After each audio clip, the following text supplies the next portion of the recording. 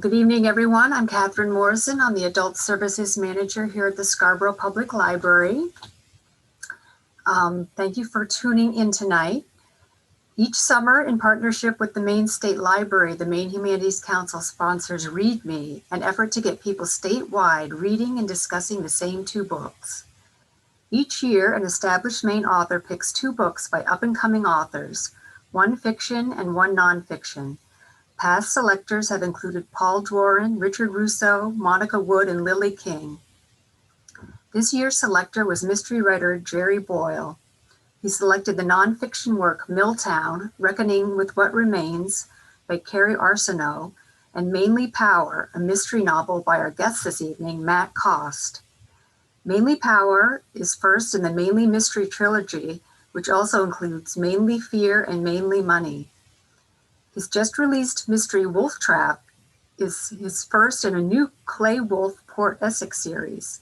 Under his full name, Matthew Langdon Cost, he has written 3 historical fiction novels, I Am Cuba, Fidel Castro and the Cuban Revolution, Joshua Chamberlain and the Civil War at Every Hazard, and the soon-to-be-published Love in a Time of Hate, New Orleans During Reconstruction. As part of his reasoning for choosing Mainly Power, Jerry Boyle said, "In Mainly Power, things get very complicated very fast. I settled in with the colorful cast of this mid-coast tale and felt that pang that good crime fiction gives you. You bear down on the resolution with the reservation that part of you doesn't want the story to end." So with that great praise from a very well-known and popular author, we welcome Matt Cost to the library virtually. Matt, congratulations on being named this year's Read Me fiction author. Can you tell us about how you were selected, how you found out? Did you know Jerry Boyle at all before? Is this something that you have to apply for, or were you just picked out of the blue? Do you know?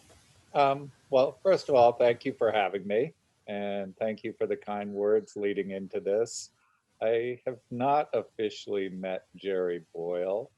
I did have a stepmother years ago that worked with him at the Morning Sentinel in the Skowhegan office, but they barely knew each other. I actually was on Maine Calling a couple weeks ago, and on the cover of my book, there is a quote from the Maine Sunday Telegram referencing um, Robert Parker and how my protagonist, Langdon, could sit down and have a beer with Spencer. And Jerry Boyle, during this interview, which he was part of, mentioned that he was a huge Robert Parker fan and as well a friend of Robert Parker. So that sort of caught his eye, and it's what grasped him to pick up my book and read it. And then, as your quote suggested, he really enjoyed it and loved it, and so therefore selected it. So the really first time I got to talk to him was via a Zoom call on Maine Public Oh, Radio great. Calling. And if people want to go back on the Maine Public website, there's an archive of that recording as well. Can you tell us about how you became an author? Were you always an author? Did you always want to be one? Um, I guess that could lead right into the publication of Mainly Power and how that came about. Because the short answer is I did always want to be an author, but I wasn't sure how to go about getting there. I, at a very young age, read, Hardy Boys and Nancy Drew books and loved them and wanted to do something similar. And but then I went off to college to be a history major and not an English major, and got excited to write historical fiction. And I wrote a historical fiction piece, which is I Am Cuba, directly out of college. I wrote the first draft of that. So that was back in 1990. And I realized upon completing it 3 things. The first was that my writing wasn't very good. The second was that I had to do a tremendous amount more research. And the third was that I really needed to visit Cuba to write authentically about Cuba.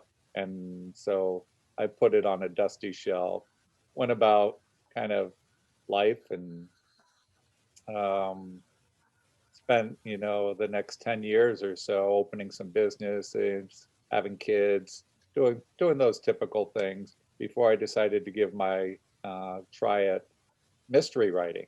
And that is when I wrote the first draft of Mainly Power, the book that just this year, some 20 years later, has been selected for the Read Me Book of the Year. And I realized similar things about that book as I was unable to get it published, that I needed to improve as an author. And I wrote a second book, the second one in the series, Mainly Fear. And I put those both on the dusty shelves on the bottom of a desk, and went back and became a teacher. And I taught, history for 10 years. And in the middle of that, I took a class on teaching biography in the classroom, which strangely enough was hosted by the Maine Humanities Council. And that got me excited to write another historical. And this time I decided to stay closer to home, and I wrote about Joshua Chamberlain and the Civil War. And I was still unable to get that published. So I decided to self-publish that book through Create Space on Amazon, because I felt pretty good about it. I thought that one deserved to be out there, even if I wasn't having the door opened for me. And that led into the following year. I got a chance to visit Cuba with my son, and I followed the Revolutionary War trail of Fidel Castro and the bearded guerrillas through the mountains and across Cuba that they took in the years 1953 to 1959 during the Cuban Revolution. And at that point, after 30 years of further research and further working on my writing on a multitude of levels and visiting the island, I was able to edit and write the final drafts that led to me getting published last March 6th with I Am Cuba with Encircle Publications. And of course, that was at the beginning of the pandemic, so all of my things were canceled and whatnot. But along those lines, I'd ask them, while I was waiting for the publication date, if they'd be interested if I did some heavy remastering of these two previous mystery novels, that they'd take a look at them. And they said, sure. So I spent some months on each one of these and brought them back to them, and they said that's great and loved them. And Mainly Power was published in September of this past year, and Mainly Fear followed a little bit after, and Jerry Boyle recommended it, and the Maine Humanities Council selected it, and there you have it. Well, I just want to let the people out there know that if they do have any questions for you, to write them in the chat, and I will relay those to you. But maybe you can, since Mainly Power was the book picked for Read Me, you could tell us some about that book and the series. Yep. So, Mainly Power, the premise behind that started, as I said, some 20 years ago when I wrote it.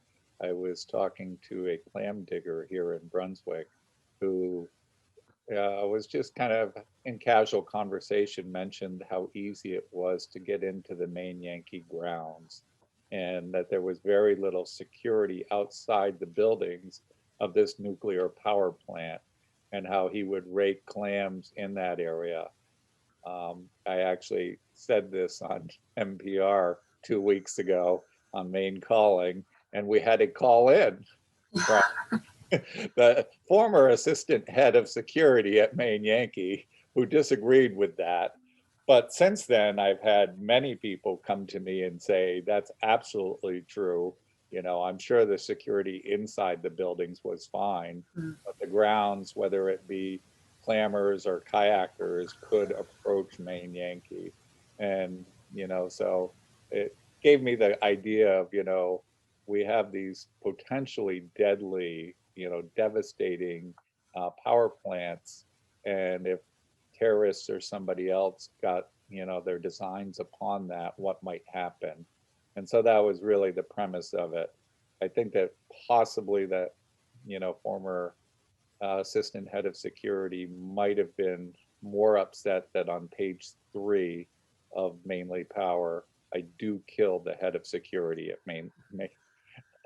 at Down East Power. Right, it's not Maine Yankee, right? It's Down East Power. Yeah.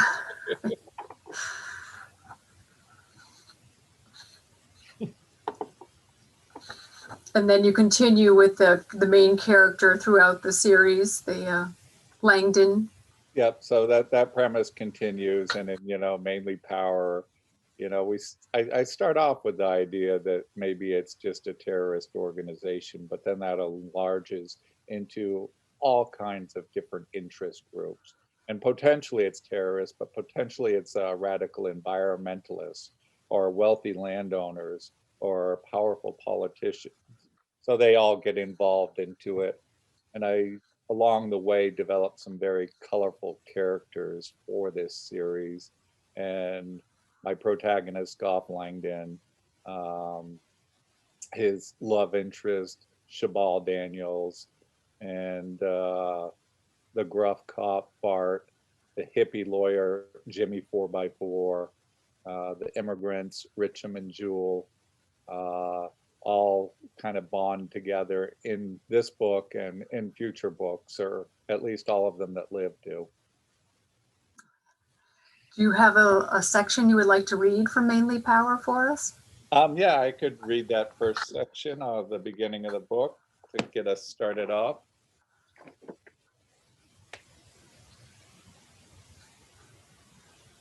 Harold Dunphy crept through the shadowy corridors of the power plant's records department. The only sound, the hum of the ventilation system. He was looking for something, something he had to know. For some time, he had felt something was wrong. He couldn't quite put his finger on what it was or who might be involved. As a matter of fact, Harold had no real evidence whatsoever, other than a slip of the tongue by Clayton Jones, the man who was assistant to the governor, and perhaps one of the men sleeping with Harold's wife. Harold had been in the security business for 20 years and had never run into a predicament of any import. But this time there was a suggestion of not just a scandal, but a potential catastrophe that could rival 3 Mile Island.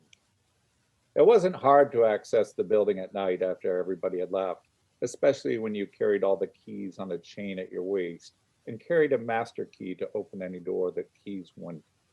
It wasn't as if he was doing anything illegal. He was, after all, head of security for the plant, just trying to do his job. He wouldn't dare walk into the senior manager's office without something concrete, some sort of evidence, something tangible. For who would believe the hunches of a middle aged nobody? Harold wasn't sure what it was that had given them away and first kindled his suspicions that something was amiss. Perhaps it was the tightness in the face of the inspector from the Nuclear Regulatory Commission, the doors that had only recently he'd found locked, or the addition of extra guards to Harold's staff without his input. It was not any one thing, but a multitude of bits and pieces, the sum of whose parts added up to a whole lot of questions that screamed for answers, and urgently. If he had been a smarter man, Harold thought ruefully, maybe a different kind of man, he would turn a blind eye, take another job, and be far from here. He paused at the door to the safety and standards room where the weekly, monthly, and yearly inspection reports were housed, pausing to give himself one final opportunity to turn back. He sighed, knowing that that was not an option. Certain safety standards were not being met. Of this he was certain, just as he was certain that he could not be the only one to have noticed this. He was 41 years old, balding on top, and to compensate for what had gone missing above, he'd grown a thick mustache drooping from his upper lip like a brush. Harold had always been fit, but just in the past year, the food he ate seemed to be stopping at his midsection, pushing his belly out like some surprised growth and accusing him each morning when he stepped out from the shower and looked in the mirror. There were dark circles under his eyes, on his face a worried, haunted look. Not very long into his 10-year marriage, Harold had noticed the bored look in his wife's eyes when they made love, and soon after that, social obligations had begun to demand more and more of her attention. Perhaps if he took a stand here, now, showed that he was a man of principle, maybe then his wife would desire him again. He eased into the room and approached the rows of drab gunmetal gray cabinets. There were dozens lining each wall, all locked, naturally. It took him some moments to find the right file drawer, and then the right key, but find it he did. There was no going back now. He worked with the small flashlight clutched between his teeth, sweat dotting his brow and staining his armpits. Harold had been 30 years old when he had taken the job as assistant head of security at Downey's Power. Then he was a rising star known for his hard work and diligence, even if he wasn't exactly a genius. He'd moved to Maine from New York and then almost immediately had begun dating Janice. 1 year later, they had gotten married, and he was on top of the world. Of course, he reflected bitterly, when you're on top, there is only one way to go. And not too many years later, he had indeed found himself on the downward slope. Day by day, his bureaucratic job seemed to mire him in longer and longer hours of tedium, while night by night he seemed to be losing his wife. They had not made love in 3 years, a sad situation that Harold was certain represented a failing on his part. But that was about to change, because he was not going to be a doormat anymore. First, he was going to uncover the creeping evil in his workplace, and then he would confront his wife about her infidelities. His blood was racing in his veins, the adrenaline rush reminding him of being young and taking chances. For the first time in many years, Harold felt that he was taking a real step toward turning his life around. He had worn skin-tight latex gloves for the job, and they made it easier to flip through the pages and pages in the files. He was looking through one of the most recent safety inspections, this one from just a few months previous, when he heard the whisper of cloth on cloth and turned his head. And then he heard nothing at all. It would not be the fall followed by the cold shock of the water, nor the blow to the back of his head that would kill him. It would be those gloves wrapped tightly around his throat that accomplished that grisly task. Death would find him next to a file cabinet in the early morning hours in the records department of Downey's Power, the nuclear power plant. His body would be found elsewhere. Harold Dunphy had finally taken a stand. So that's probably the start of the book that, got me in trouble with the former. So your main character is a private detective named Goff Langdon, and I noticed that your middle name you share with him. Is he in any way based on you? That could certainly lead us into one of the problems that I have with my mainly mystery series, is that, there are parts of Goff Langdon that are me. And for some reason, unbeknownst to me, when I wrote this first draft some years ago, I gave him the name that happens to be my middle name. And that gets a little bit confusing at points, as does writing about the town that I live in. And I changed the names of the places, but kind of they are what the places were very similar to, and that becomes a little confusing at points for people that know the area, even though the only real character and the only real place in the book both carry the same name. Goff Langdon is a PI as well as a mystery bookstore owner. And the mystery bookstore is called the Coffee Dog Bookstore, named after his dog, the Coffee Dog. And I owned both back in the day. I owned a mystery bookstore here in Brunswick called the Coffee Dog Bookstore, and that dog was mine, the Coffee Dog. So they both made the book with their real names and whatnot, but everything else has been fictionalized to protect the innocent, I guess. So have any of your friends or family suspected that they were one of the characters, or? I don't know that anybody ever suspects that they were a character. Or They like someone to else? about somebody else, Yeah. that person. And, the truth is, Goff Langdon is not me or any particular person, as is nobody else in the story. But I do use pieces from people, but not the whole package. So I'll steal a little bit of something from somebody and a little something from somebody else and put it all together to create a character. But no one's been upset, or no one's suing you or anything. So, Nobody's suing me as right. of yet. I don't think I've made enough money to be sued, but when I'm famous, we'll see how that goes down. No one's trying to stop publication. Yeah, I'm glad that you mentioned that you wrote it 20 years ago, because it took me a little bit to figure out, when talking about, I guess I'm not going to try to give anything away, but like in terms of technology, I realized that it wasn't current Yeah, I almost current wonder thing. if I should ask the publisher to maybe go back and add a date to the the first page or something, and call it 1999 or something. Yeah, some reference. Just Well, keep I thought maybe you were trying to write it back when Maine Yankee, like when Maine Yankee was still right. And, operating. Or and that confusion continues on because the second one follows suit and is just, almost 20 years ago. And then they sat on the dusty shelves for some years. mhm.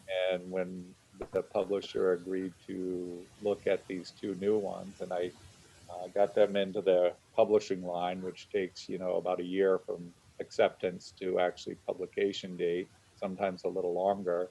I decided to write a third one, which was mainly money. But now I'm writing that in, 2019, 2020, in those years.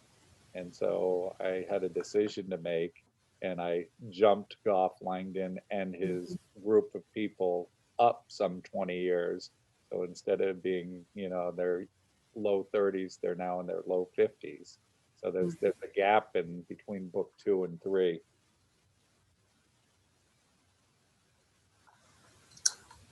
Yeah, it's interesting that they're published, because you probably didn't write them so close together, but they've been published in rapid succession. So that's good, because it's still fresh in people's memory when they're reading the next one. So you've just released, or about to release, I think in August, or no, you've just released Wolfe Trap, the first book in a new mystery series. And this one takes place in a fictional coastal Maine town called Port Essex. You want to tell us a little bit about what this series is going to be and about your creation of this fictional town? Well, as we were speaking of the complications that I created with my first mystery series, using my middle name as a character and my hometown and some of these things and jumping years, I decided to go with an entirely fictional town in Maine and try a new series. And so the idea came to write about a fictional coastal Maine town called Port Essex. My protagonist is Clay Wolfe. He's a former Boston homicide detective. So I'm moving a little bit away from that cozy PI slash mystery bookstore owner into a little tougher, less cozy, more hard boiled PI series. And so uh, Clay Wolfe returns to his hometown after becoming a little jaded and cynical in the police force, and also to help take care of his grandfather. And back in his hometown, he's sort of happily, you know, investigating insurance fraud and workman compensation claims, and staying far away from large cases like homicide that had taken his time in Boston. When um, uh, grandmother comes into his PI office and wants to hire him to find who supplied the drugs that killed her grandbaby, this 6-month-old infant. And it's not who gave the drugs to this 6-month-old infant, it's who supplied the drugs, because she knows full well who gave the drugs. It was the mother, who had been wiping the residue from the heroin bags onto the baby's gums to prevent her from crying while she was teething, which was based on a real uh, incident that happened here in Maine. And that's where that idea was generated. And while that's a incredibly depressing sort of premise to a story, we move forward from there and get involved into heroin trafficking through lobster traps off the coast of Maine. I do try and balance that heavy storyline with some lighter characters, colorful characters, and not so serious of a just dark and devastating Right. sort of thing. Hmm. Do you have a little bit from that book you'd like to read with us, share with us? Sure. I'm going to jump forward a little bit in this one and not start right at the beginning. I've given you a little bit of the premise of the book, and they've been investigating the um, heroin smuggling that's happening in this small coastal town in Maine. And they've got a lead that perhaps a particular lobsterman might be involved in bringing some of the drugs in through his traps. Um, so Clay Wolfe's good friend is Weston Beck, who he calls Westy, and he's been his friend since third grade, and they've kind of done everything together before they went off and split. And Westy became a SEAL, and uh, Clay became a homicide detective. But now they've both returned to the hometown and kind of resumed their friendship after about 10 years apart. Westy's truck was a regular there and fit in with the 20 or so other dark colored pickups parked haphazardly around the wharf. It would seem that lobstermen were averse to walking, Clay surmised as he looked around, each vehicle crammed as close to the building and dock as possible. Lobster traps were piled in seemingly disorder as well as the different colored buoys that identified each trap's owners. 50 feet further up was the lobster shack with parking for 10 cars and 8 picnic tables scattered along the cove. The lobstermen who went out of Knox Cove had banded into a cooperative that called itself the Lobstermen in Knox Cove. This was silently snickered at by the locals, who believed they'd unwittingly created the acronym of LIKC, not realizing how it might look in, say, a newspaper article. The members, in turn, would argue that they'd done it on purpose as a bit of tomfoolery, as lobstermen were known for their foul mouths and practical joking. Either way, it brought them attention and in turn led to a lobster shack doing a booming business in the summer months, as well as a solid wholesale business. That's his boat coming in now. Westy handed the binoculars to Clay. The Lobstar. I thought sailors used telescopes, Clay said as he took the field glasses. I think you mean spyglass or perhaps monocle. Clay picked up the boat rounding the point and turned it into the cove and turning into the cove. Lobstar. What a great name. They'd been there for about a half hour watching a steady wave of lobster boats pulling up to the wharf and unloading their catch for the day. What's your play? Westy asked. I guess I'm just going to wing it, Clay said. We could put him under surveillance, but that would take forever. I guess if he looks like he might be carrying drugs to the truck, I'll just approach him and ask him flat out. Excuse me, Jake, but is that a bag full of heroin you're carrying? Westy cracked a smile, which was odd for him. And do you mind answering a few questions? Why not? I'm not the law. I don't even want to bust him. I don't think he's the dealer. He's just a mule making some extra dough or satisfying his habit. I figure he's got two choices. He can talk to me and give me a name, or he can keep his mouth shut, in which case I turn him over to the police. They bantered back and forth while the Lobstar unloaded its haul and then returned to the mooring. The two men who had been with Jake Lobbins got into a truck parked almost on the wharf, while Lobbins had to walk up past where Clay and Westy were parked. They knew this because his license plate had also said Lobstar. He was carrying a forest green canvas laundry bag over his shoulder. I'm going to brace him, Clay said. You got my back? Yep. Clay stepped out of the truck and in front of Lobbins, blocking his path. Hey, Jake, can I have a word with you? He asked. Lobbins dropped the bag and punched Clay in the jaw. He staggered back in surprise at the reaction. He seemed to be rubbing people the wrong way lately. Lobbins stepped forward and swung a roundhouse blow that caught Clay in the side of the head and knocked him to the ground. The man was built like a brick shithouse, his arms solid, muscled from hauling the heavy traps. As Lobbins went to kick him, Clay drove his body forward into the anchor leg and knocked the man onto his back. They both rolled to their feet, but Clay was slightly faster and drove his fist into the man's chest. It was like punching a concrete wall. Lobbins wrapped Clay in a bear hug, lifting him from the ground like a paper doll. It felt like his ribs were cracking like matchsticks, and he couldn't breathe. In desperation, Clay leaned his head back and pressed the top of his forehead into the man's nose, its cartilage breaking audibly, showering them both with blood. Lobbins let go of him and staggered backwards down the hill toward the wharf.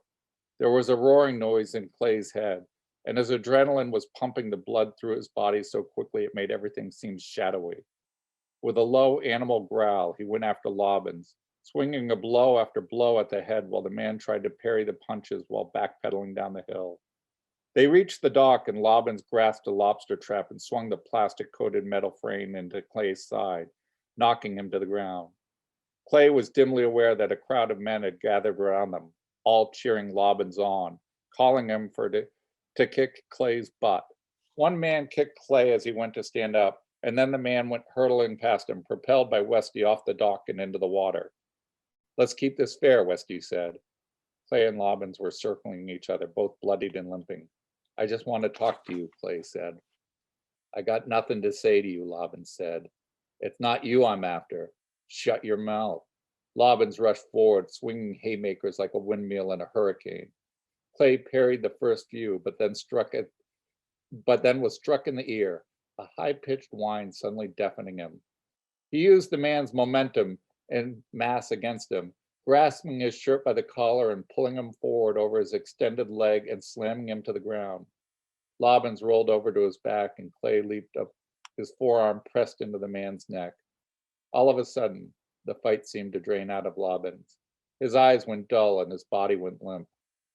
I didn't mean for no baby to die," he whispered. "I just want to talk to you, that's all," Clay said. "I was going to lose my boat." Clay pulled his arm from the man's neck and pushed himself backward to his feet. He lowered his hand, a peace offering, and Jake Lobbins grasped it and allowed himself to be pulled to his feet. "Let's make things right," Clay said. "It's too late," Lobbins said. There were tears in his eyes. "Help me get the real bad guys. Give me the name of the person that you deliver to." They were about 2 feet apart, whispering so as not to be heard by the men huddled around them, who were suddenly confused, wondering what had happened, this brutal fight abruptly turning into some sort of bromance. Lobbins suddenly seemed to stiffen, as if offended by something, and then took a step back with a surprised look on his face. 3 red circles appeared on his white t-shirt, and then somebody tackled Clay to the ground. "Stay down," Westy said. "What's happening?" Clay asked. "Somebody shot Lobbins." This is the point of the book where Clay Wolfe realizes that he might be in over his head and that it's not just some, local little peddling of marijuana or light drugs, but it's a major operation with assassins and enforcers involved, and that things have just gone up a notch. So was it easier to set this in a fictional town than There's using a real one? I've discovered now that there's problems that come with both, but I guess that's what makes writing interesting. Certainly I lost some of the problems that I talked about writing about Brunswick and using the name Langdon and this and that, and I branched off into a character that was really no way similar to myself, except for maybe some of his sarcastic wit, but is, very well dressed, and I've never been considered well dressed by anybody that I've known. So, but some of the problems that come along is, creating an entire town. And so early on, one of the things I had to realized I had to do was make a map. And every time I added a place, I had to put it on the map of Port Essex. And I'm actually currently writing my 4th book in that series. So I have, the Wolfe Trap just came out last week. The 2nd book in the series, Mind Trap, is out in October. And then next April will be the 3rd book, Mouse Trap. And I'm writing the 4th book, which will come out sometime after that, I guess. And so over the course of these books, my little town of Port Essex has grown and flourished into a thriving town where almost every block has a building or some place reminiscent of one of the books in it. And so there's parks and things like that. And so keeping track of all these things is certainly, difficult to do because you can't have, them going to a park on the wrong side of town. So we have Right. Ossack Park, and I've got to keep it accurate to where it is and whatnot. So that sort of thing makes some difficulties, and but it's fun. It's fun to do both. Well, we have a question from one of our listeners about your crime books, and then maybe we'll move on and talk a little bit about your historical fiction. Um, she says, "How do you research crime details, drugs, murder techniques, etc.?" Um, you know, uh, Certainly it's easier to do just on the internet now than it was 20 years ago. It was much more difficult back then. But I do have a friend who's a policeman, and I do know, some other people and have contacted some people. But I would say that I can get 80% of the things off of the internet if you know how to look. Um, Maybe another 10% from books that are specific to that might not be on the internet, and then 10% talking to people and following up and making sure that the I's are dotted and the T's are crossed, as well as finding those little nuances that might not just be in a book or on the internet that will, make it feel a little special, a little more realistic and authentic. Mhm. And then turning to your historical fiction, someone's asking, she's curious about your settings for I Am Cuba and Love in a Time of Hate. Do you have a special interest in Southern history? Um, I guess there's a few separate answers to that question, so I'll kind of address the I Am Cuba. I was a history major in college, and I ended up being a history teacher for 10 years. And one of the reasons that I became a history teacher and I wrote historical fiction is because I ran into a lot of teachers in my time that were as boring as possibly could be. And whether it be junior high, high school, and or college, it seemed like many of the teachers would just suck the fun right out of the subject. And I truly feel that history is one of the more exciting stories ever told. But when you just kind of make it into dates and events and, things written on a chalkboard or an overhead or whatnot, it doesn't bring it to life. So I had a history teacher my senior year in college who was teaching Latin American studies, and one of the things he focused on was Cuba.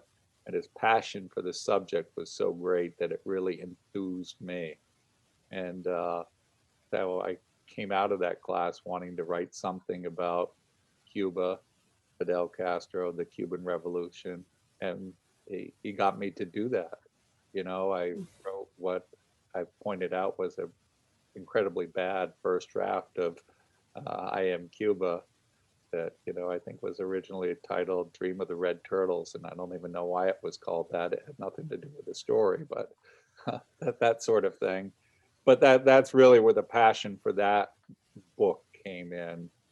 Um, the Love in a Time of Hate really started with my first book, Joshua Chamberlain and the Civil War at Every Hazard, because I use a spotlight on Joshua Chamberlain of my narrator, who is a 14-year-old boy, who is the fictional character in this book. And the events and the real people are very accurate and historically accurate. But one of the things that we know, of all the things we know about Joshua Chamberlain, most of them came from him because he wrote quite a bit about himself and the events he was involved in. So it was kind of a one-sided view of that.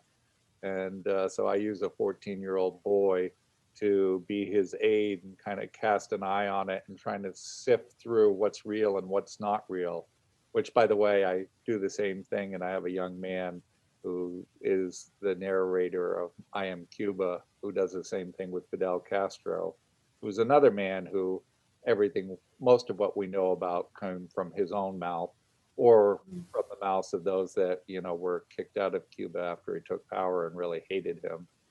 So this protagonist in my story, our narrator, Emmett Collins, follows Joshua Chamberlain through the Civil War. And I decide to keep him and send him to New Orleans after the Civil War, in what's not really quite a sequel, but the character is the same.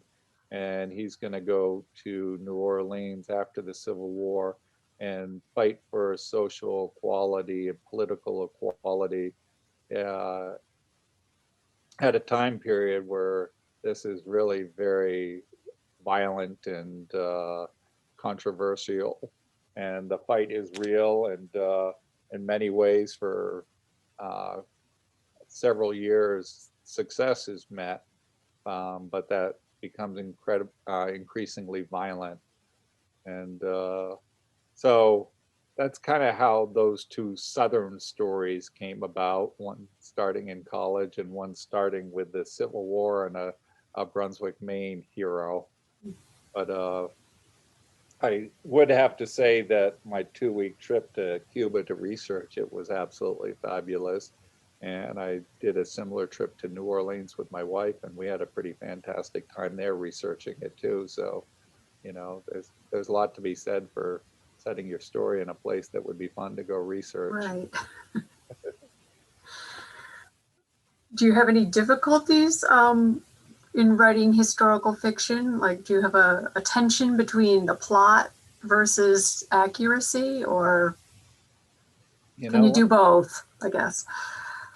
it's historical fiction is really anywhere from, something said in the past that has very little historical accuracy to just short of being nonfiction and being 100% accurate.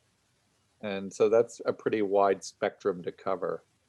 I've realized in my first two books, in which I try and be very historically accurate, um, but what I do is I try and bring the characters and events to life by getting inside their heads and perhaps letting you see what they're thinking or feeling when that would not necessarily be historically accurate, but I try and do it to, portray what I think they would be thinking or feeling, or even dialogue, which is there were no recordings of the dialogue that happened. So you can't be accurate. So you have to sort of create the dialogue that you think would happen. So these thoughts, these emotions, these dialogues are really the only things that I create in these first two stories of Joshua Chamberlain and Fidel Castro. The book I have coming out in August, I decided to sway from historical accuracy a little bit more, and so that my protagonist and my antagonist are both fictional characters, and there's a lot of real life political events and street violence that's going on. But in through this, I weave a murder mystery, and before, people were known as serial killers. There was a serial killer stalking the streets of New Orleans, killing black prostitutes. And that's one of the things that Emmett Collins has been tasked with tracking down. So it's sort of my loosening up on the historical and getting a little more fictional, as well as my bringing in some of the mystery that I've come to love writing as well.